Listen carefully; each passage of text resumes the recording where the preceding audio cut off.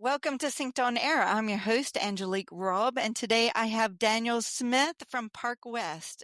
Welcome. Sorry, I call you Danny. I'll take it. That's fine. Welcome, Danny. Great to see you again. Yeah, thanks for having me. I really appreciate this. Great. Well, this is in connection with an article that we talked about a while back.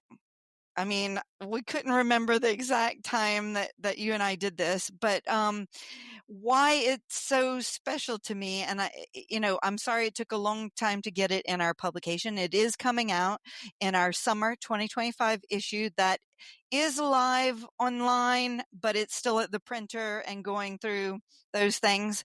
But it's about water management. And when you and I had this conversation, I was like, oh my goodness, this is one of the reasons why Sync is here and why what I want us to help with is like all these different specialties in our industry, but there's a red thread through everything. And water is like that red thread. So drum roll, why don't you tell us a little bit about, could you start with what your role used to be Sure.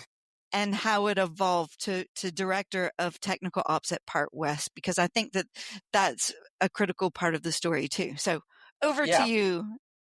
I'll start off with just saying it's been an incredible ride. I just celebrated my 36th birthday, and I've been 15 years in the industry, and it's just been phenomenal. And I'm looking forward to what I've learned and now applying it over the next, 20 plus years and applying it. So I came into Park West as an irrigation specialist. I helped define the role, created the water manager role, filled that role, and then I was a director of water management for I think about 6 years before I was offered the director of technical operations role. And so my passion has always been irrigation, particularly, with water conservation or water management in mind. But about 18 months ago, Park West gave me this higher capacity where instead of just one of the technical departments, which was water management, I was given then field performance, plant health, and graphics.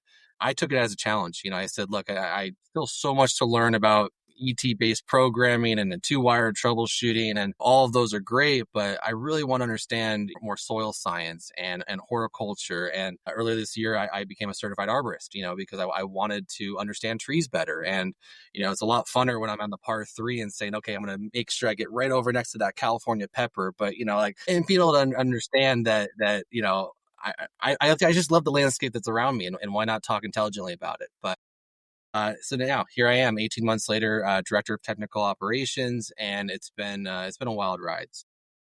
Park West has over 550 properties: Southern California, Northern California, and Las Vegas. So different territories, different, it's not even Different microclimate. requirements. Yeah. Different locations, entirely different locations. I'm still jealous of the beautiful trees we have up in Northern California. We don't get them in SoCal. And I don't like gravel. So I go to Vegas and I get thirsty, so I'm trying to balance, all of this, how all of this works, and it's one thing just to learn our industry, but then how do we learn it? And then how do we apply it to all these challenges that we come across? And that's been the most rewarding part of it. Well, and it's great that you've started in like one niche and that you've expanded out to, but you said graphics. The graphics. That's Yeah. funny. So irrigation, water management, plant health care, and Graphics. graphics. So Yeah. yeah, explain all the connections, please. So graphics is actually very, very impactful to us and our clients. We started off doing our own like base, what we call as a base map. And so we do an overview of an HOA or a shopping plaza, and we just identify the landscape area versus the non-landscaped area. And so that way we can build rotational maps, we can build mowing path emotions.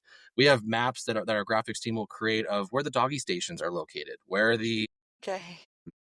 park benches, different operational needs that we have. We have some very detailed maps of where the mow crew parks and where do they refuel the vehicle, or where they rescue the mower, where do they dump their green waste, and we have everything mapped out from an efficiency standpoint that our field performance team creates. And so having them put together the plan and then graphics map it out physically map the thing out is incredibly successful. And so that way we can hand that map off to the foreman, the operations specialist, and say, hey, here's what needs to get done. Here's what we expect in this time frame to be done.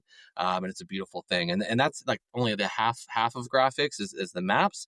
The other is the renderings. And I can try to sell what I can do to your corner entry or your monument or what have you, or I can just have my team do a very good before and after picture, and we can crop out old plant material, incorporate new plant material, show the textures, show the colors. It's an easy discussion when the customer can really understand how we're going to translate dollars into landscape, and that's what they want to see.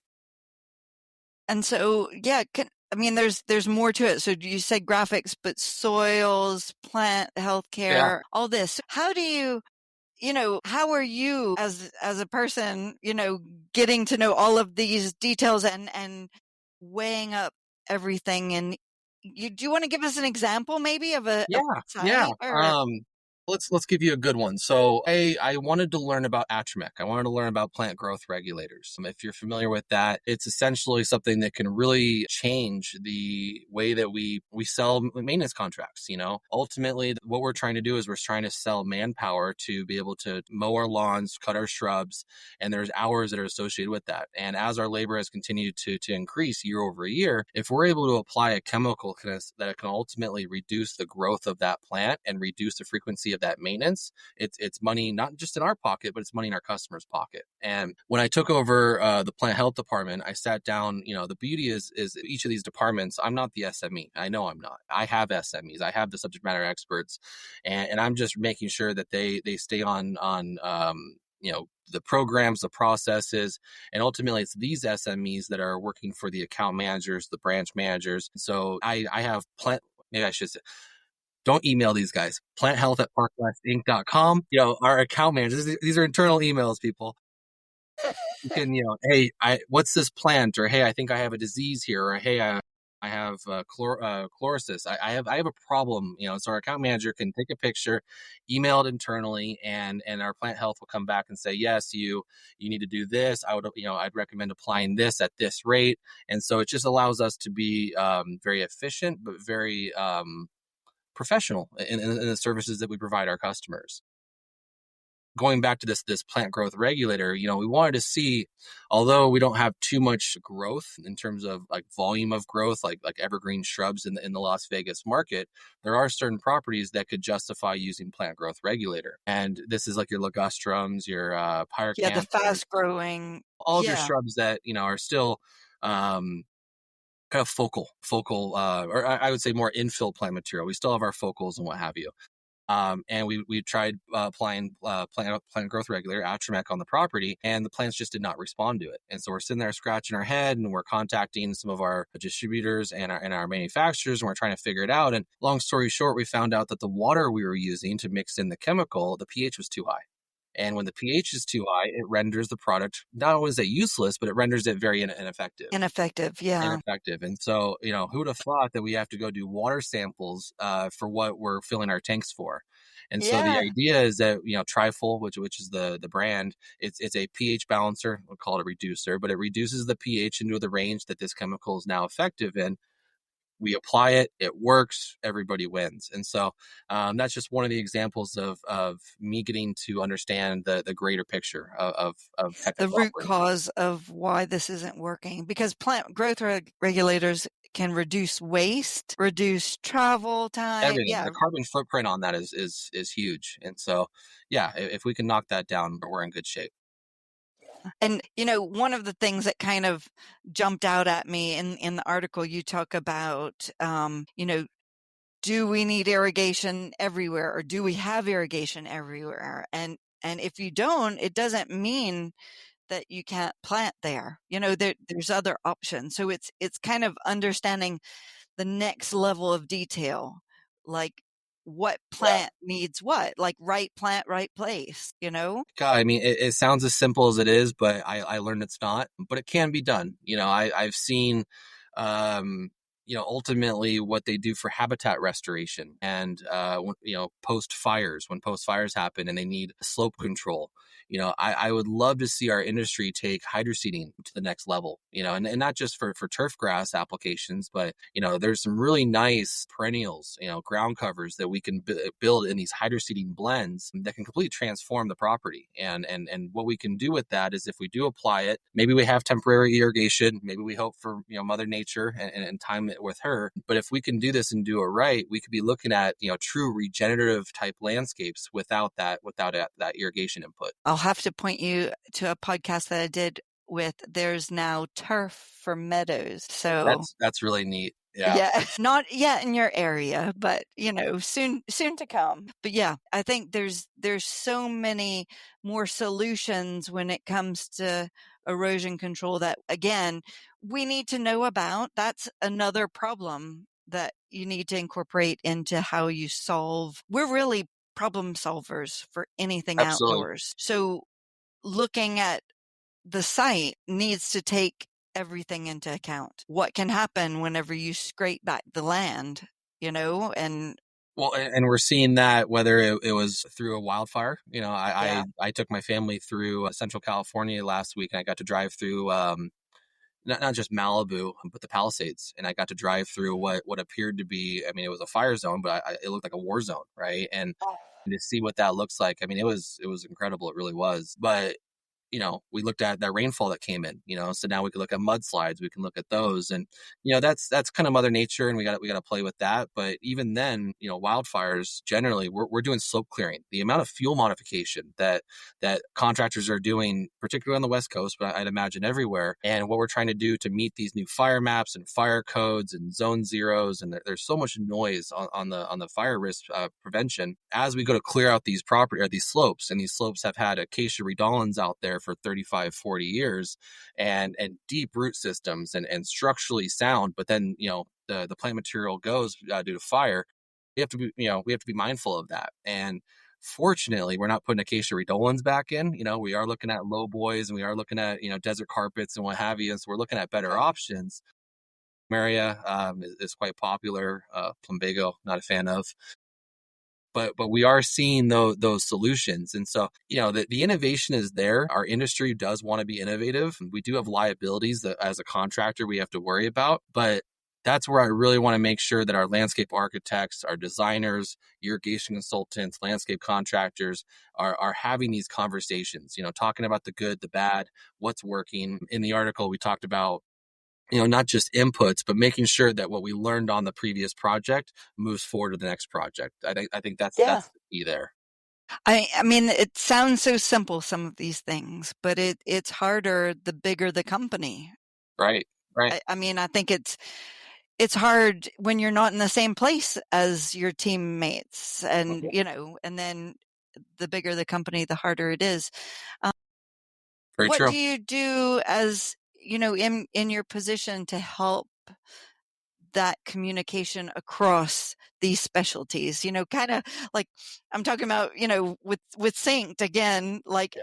sometimes I find it hard to get people to want to talk to other specialties because it takes a different perspective. It's almost a mind shift that you have to have. It's for sure. And it's not just ego. It's not just, I've been doing this for 25 years, don't tell me what to do. For me, it's just making sure that we set up the time for collaboration, and that's the way that we've structured, not just technical operations, but just how Park West is structured. There's no excuse not to call a local expert. There's no excuse as the account manager.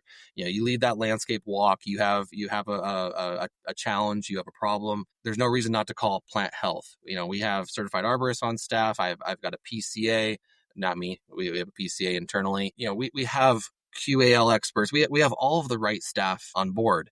And so we just need to make sure that we're actually having those collaborations and we're having those discussions. And so I've challenged my plant health teams, my water management teams. They're in the weekly staff meetings. They are one phone call, one email away. And I am seeing the traffic, the noise. And that's, frankly, that's been the most rewarding part of my job. Is, I used to be the guy getting the emails, and now, I'll get off with you, and I look at 47 emails, but I'm like, wow, it's all emails here, and I get to be here. And so now I just get to see all this collaboration and all these discussions. And Yeah. hey, thanks, Robert. Hey, thanks, Sean. Appreciate that. Like that's how we're winning. Well, and that's culture. I mean, so I Right. think that that says a lot about the company and what work you're doing to get people to talk. Because you're right, it's about taking time out. I mean, everybody's out of time. Everybody's rushed. I'm looking outside and it's pouring down rain, and like that just puts other pressures on you. Yes. Your time is compressed. To take time out to do something that seems like you know, extra or can be so valuable though.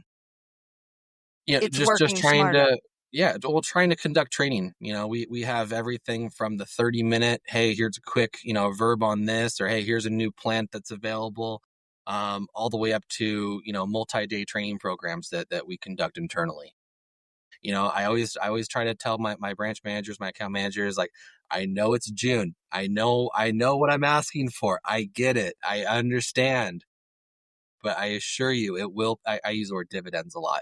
There are dividends to this. You are going to see the value of this. And so, what was my most recent training? We did some. I'll name drop. Doesn't hurt anybody. Hydropoint, one of my favorite controller manufacturers. So we had some of their teams coming in the Spanish language and teach my technicians in July, and that's not, Awesome. or it's late June, early July, and that's frankly unheard of. I got a lot of pushback, but I'm like, guys, but we want to make sure our guys know how to use this technology correctly. We got to make sure we reduce our work orders, our alarms. We got to do this. So we're going to do this. Make the time Yeah. and learn it. Yeah. I mean, that is inherent in our industry that we're either stressed or bored, you know, in the wintertime or or vacation time, everybody takes off for July and like, Back, okay, back in the day, we had these things called seasons, and, yeah, and yeah, they actually meant something. I remember, we'd overseed it, I think it was October, and now we're like, well, we can't really overseed because the turf hasn't gone dormant yet, or we can't do this activity, or we have no January, February rains in SoCal anymore. So we're like, well, do we apply, pre-emergent or whatever in March, or do we not? Do we, because a lot of this is it's a granular. juggle. And so if we don't time Yeah. it with rainfall, we're not getting the proper applications. We're not getting the Is it going to penetrations work? we need. And, Yeah. and, talk about wasteful inputs, those Yeah. are big Yeah, if you have to put it down a couple times when you only for it to be budgeted one effective. Yeah. time. Yeah. Yeah. Yeah. I know. It is crazy. And I mean, just talking about the fires and then the subsequent mudslides, that's another thing that you can't really plan for, and you have to consider, what the ground is experiencing, and it's all destabilizing from the Well, plant and material whether we're side. waiting for the insurance check, or the time of, just from a labor standpoint, a lot of the HOAs aren't understanding, what do they want to do, and no fault to really anybody else, but we're still not very uniform on what plants we should be putting in on these slopes. What is firescape plants? What does that actually mean? And we get, I wouldn't say contradictory information, but we get mixed information. We get a lot of opinions in the entire definition of fuel modification. And when we're talking clearing slopes and big properties and projects that are well over $100,000, we want to make sure that we're very clear on what's expected of us by the local fire authority to be compliant. And it's not just to be compliant when we do the task, but then to make sure that we maintain compliance. And so it might be no higher than 24-inch and it has to be living. And then it goes, well, we changed it to 12 inches. And like, well, if we take out, 12 inches, or we take that acacia down to 12 inches, it ain't going to survive. So now we're having to rip out that acacia. And so that changes the entire Goodness. scope of the project. Well, and I mean, this goes for a lot of things in the industry. We're still learning so much, like, I mean, you talked about plant growth regulators. Right plant, right place is kind of hard to do when there's microclimates, Yeah. when the USDA hardiness map has changed recently, and we're also learning a lot about native plants too. Yeah. You talked about native plants in your article. Is that something that you guys are installing quite a lot of, or is it in pockets? What's your strategy with that? It's pockets. It's not enough.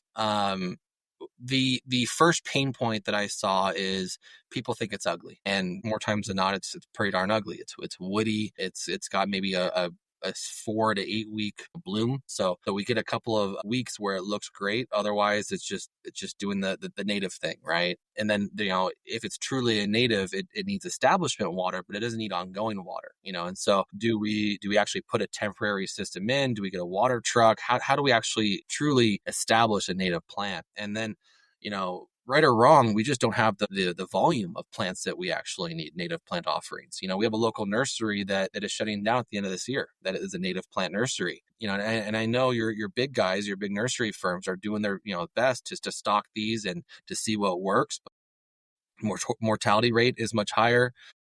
The volume issues that I mentioned, and then again, whether how do I go and tell them, hey, I'm going to install a $30,000 irrigation system for a year, and then I'm going to take it out? Well, what are Yeah, you gonna I do with don't it? think I that's don't gonna, know. I don't I think can't that'll sell it to the fly. next guy, so I guess I'm gonna go stick in my yard.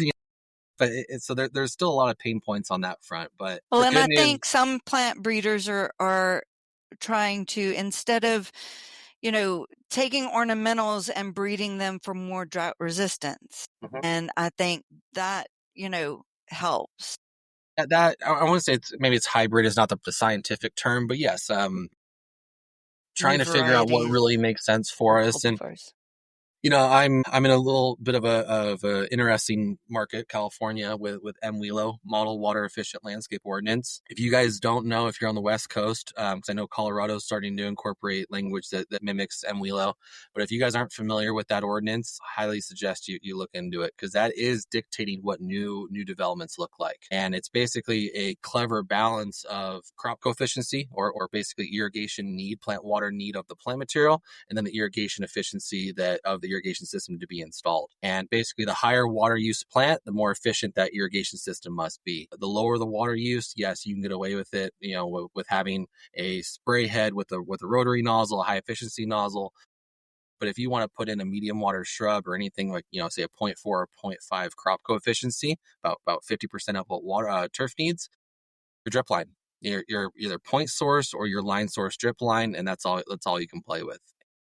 you Okay. know in my article, I do mention there's value to drip line. The stucco deterioration, slurry seals, all of those are valuable. My concern, and it's pretty early, and I understand I'm pretty early on this, but what does drip line do to our soils in 20, 30 years? Will drip line, the material, will it break down? Will it get into our soils? I mean, microplastics, and I know it's most of it's already recycled material as it is, but we don't always rip out drip line when it goes bad. Sometimes it's subsurface. So when these guys Uh-huh. are burying it 8 inches below and it fails at year 10, naturally, useful life, all that good stuff, are we actually ripping that drip line out, or are we going to abandon in place? And if we abandon drip line in place in 30, 40, 50 years from now, that doesn't make me feel pretty good. I'm not really Yeah. happy about that. Yeah. Well, and microplastics are hot topic right now, I hear you. and in our food, in our bodies. So it's worth, yeah, I guess right now we don't know We a don't know. lot of things, but we're finding this out. And now that we know this, we do need to think longer term for anything that we're doing in the landscape. I mean, I see it just from just the level of, and I'm looking out my window right here, but like, the water on the hardscapes that deteriorates a hardscape, shoots the water off down the storm drains into the Gulf of Mexico, or into the Mississippi River, into the Gulf of Mexico. So we're shooting water off, and then we have dry soil Hmm. on around all the plants, so like those kind of things drive me crazy too. Like we have excess water, and I'm in Louisiana. I'm fortunate with a lot of rain, but Right, right. sorry, the opposite problem that you have. But I get maybe 7 inches if I'm lucky now a yeah, year. I think we got more than that in May. But we're shooting off this precious resource, and our plants The don't have water. enough water. So Right. The water districts, your counties, your states, they understand groundwater pretty well at the macro level. I think there's still a lot to learn at the micro level. What I'm seeing is, yes, I mean, I love driving through like Scottsdale, Arizona, where I see all the depreciated landscape areas. And so they know when they get the storms in, they want to keep their water in place. And so, making sure that we incorporate watershed features and understanding the difference between permeable and non-permeable. Yes.